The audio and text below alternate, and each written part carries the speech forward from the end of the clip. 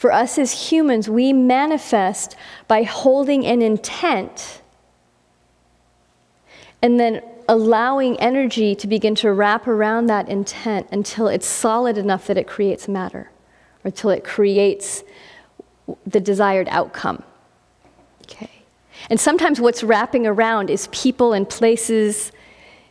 Those people that seem to have synchronicity all the time, it's because their intent is strong and then matter wraps around it. Think about a friend of mine who, if he wanted a job, he would just think, I need a job. And the last time that he did it, I need a job, he went to the supermarket. I mean, most of us have to go do a search or something. He went to the supermarket, ran into an old friend who said, by the way, we're looking for this position and you'd be perfect for it. Do you want the job? Within 2 days. Because his intent was clear, and matter wrapped around it, and everyone benefits. Everyone benefits.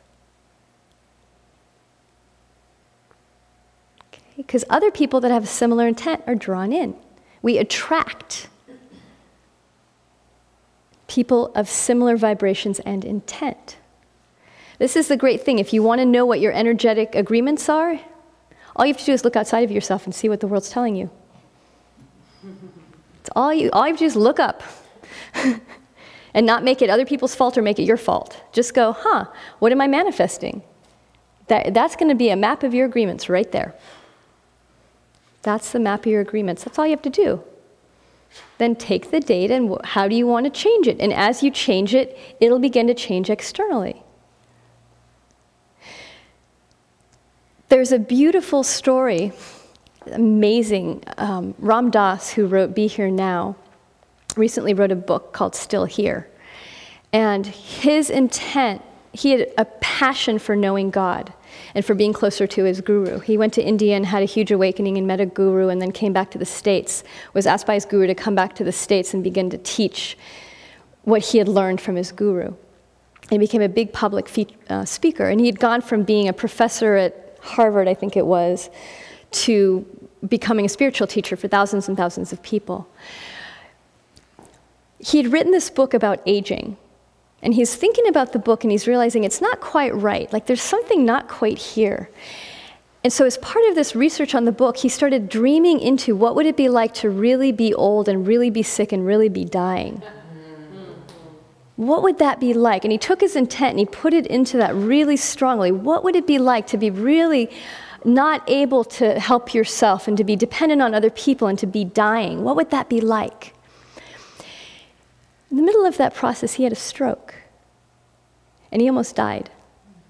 And he ended up becoming paralyzed on a good portion of his body and becoming completely dependent on the people around him. I mean, there's some intent.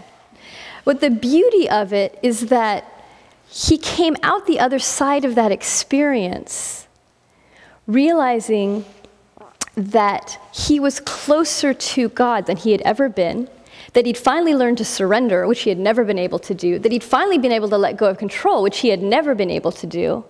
And while it was very difficult to suddenly be a handicapped person and to have people take care of everything for him, it was exactly what he had asked for.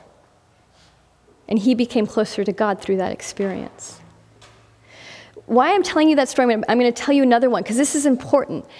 Please do not fall into the trap that you being on a spiritual path and being happy and having all of your energy means you're never ill, that you never age, and that you're always happy. Don't do that to yourself. What it means is that you work with what comes to you and what is happening, and you acknowledge where your body is, you acknowledge where your energy is, you acknowledge what's going on within you, and you work with that so you're not suffering. I was teaching a workshop up in Seattle, and we had a group of women, and I was playing with them because I wanted them to get their energy up. I wanted them to really raise a lot of energy, and they were all very timid women. And so what I did is I played kind of a modified Red Rover. And I had a group of women holding hands and standing there and I got them really solid. And then the woman was going to come and say, this is my intent, and then run through and break the hands of the women to show her commitment and her intent. So I get this wonderful 70-year-old woman up, get her in her body and grounded, and I say, what's your intent? She said, I want to know God no matter what. And she was totally clear. And I said, go. And she went running towards that group. And right before she got there, she slipped. And she went down. She went down hard. And all the women went around her like, oh my God, oh my God. And she started going, oh my God, oh my God, and started crying. And I went over and I just energetically cleared, just moved everyone out of the way. Because I was like, there is an opportunity here. And where everyone was taking her was into suffering and pain and isn't this awful, you slipped, something went wrong. And I cleared them away and I went and I said, this is it. Here you are. You want to know God no matter what? Start practicing. What had happened is she'd broken her hip. And she ended up being in a nursing home for 2 or 3 months to recover before she went home. And I sat there and sang to her and loved on her and said, honey, this is it. You can do this. You're getting exactly what you prayed for. Are you going to use it?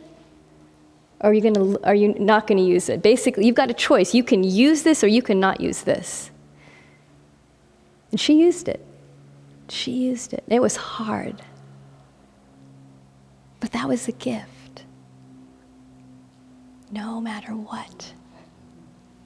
No matter what. Okay. Good. And I'll never make little old ladies run again.